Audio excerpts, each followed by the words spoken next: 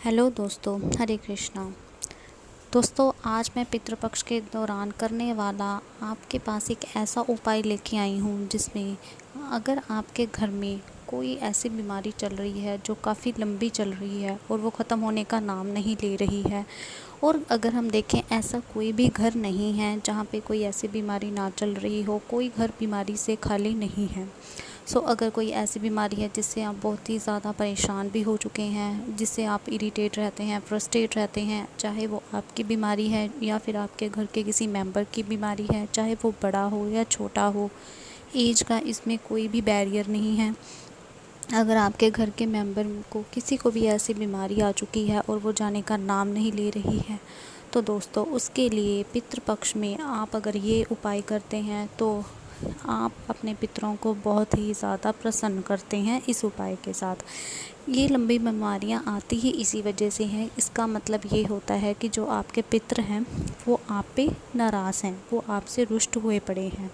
तो ये पितृपक्ष और ये श्राद्ध पक्ष का जो मौका होता है हमारे लिए, वो इसीलिए आता है कि इसमें हम अपने पितरों को प्रसन्न कर लें और अपने घर की जो दिक्कतें हैं, जो परेशानियां हैं, वो दूर कर लें। तो इस उपाय को आपको करना क्या है, कैसे करना है?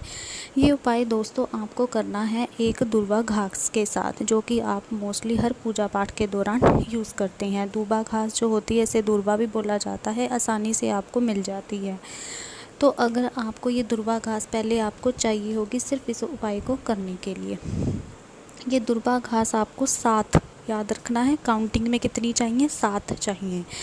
फिर बाद में उन 7 दूर्वा घास को आप जैसे स्क्रीन पे देख रहे हैं, इस तरह से 7 दूर्वा घास को आपस में बांध लें, उन्हें इस तरह बना लें एक बंडल में। उसके बाद आपको करना क्या है, आपको एक लोटा चाहिए।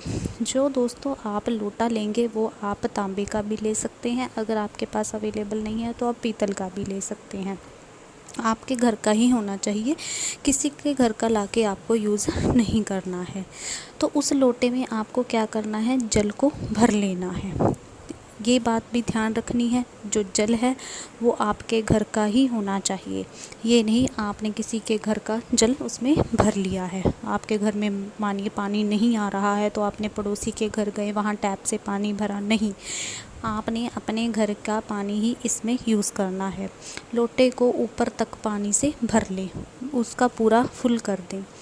बाद में जो दूबा घास, 7 दूबा घास जो आपने बांधी हुई हैं, इस लोटे में जो पानी है सिर्फ उसके साथ दूबा घास को थोड़ा सा टच करवा दें।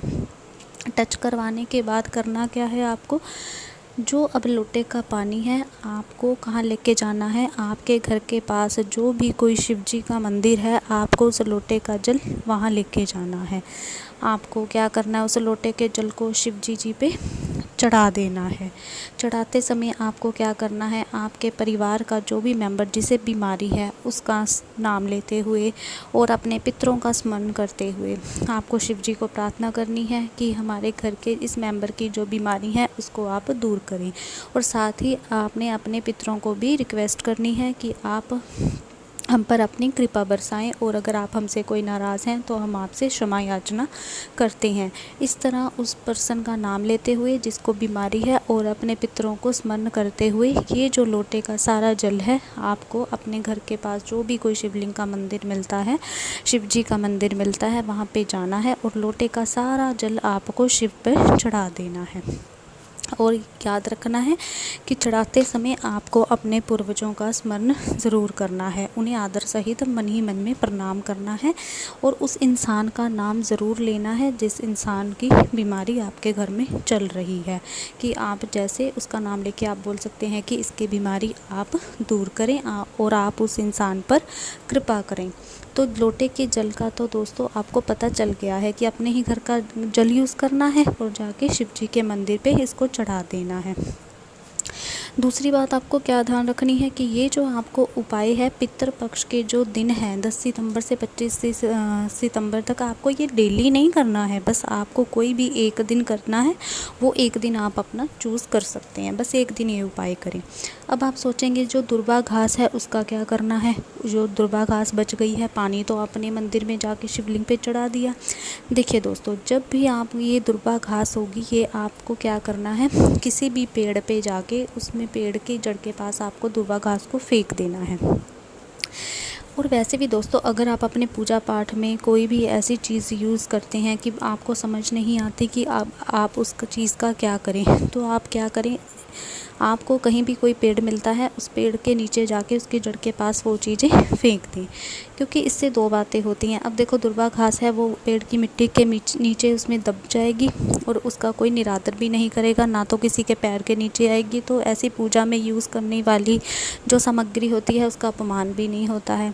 और दूसरी चीज़ ये होती है कि अगर आप दुर्वा घास जाके या कोई और चीज़ है पेड़ के नीचे रख भी देते हैं, फेंक भी देते हैं, तो आपसे कोई पूछेगा नहीं कि आप ये क्यों कर रहे हैं, ये आप क्या रख रहे हैं।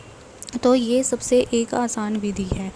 ये आगे के उपाय के लिए भी आप ये बात याद रखें कि अगर कोई भी ऐसी वस्तु है जो पूजा में यूज़ होती है, ऐसी कोई भी सामग्री हो सकती है, कभी कोई दूध हो सकता है, कभी कुछ जल हो सकता है, कोई मिठाई हो सकती है, अगर कोई जैसे ये दुर्वा घास है, अगर आपको समझ नहीं आता है तो आपको जाके किसी भी पेड़ के नीचे रख देना है चुपचाप, ताकि उस चीज़ का निरादर ना हो।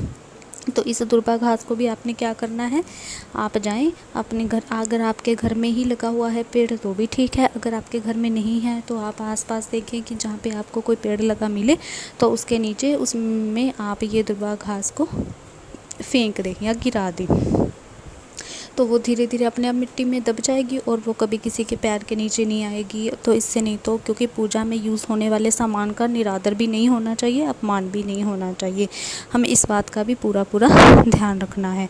जल आपको शिवलिंग पे चढ़ा देना है, दुर्वा घास आपको किसी पेड़ के नीचे रख देनी है।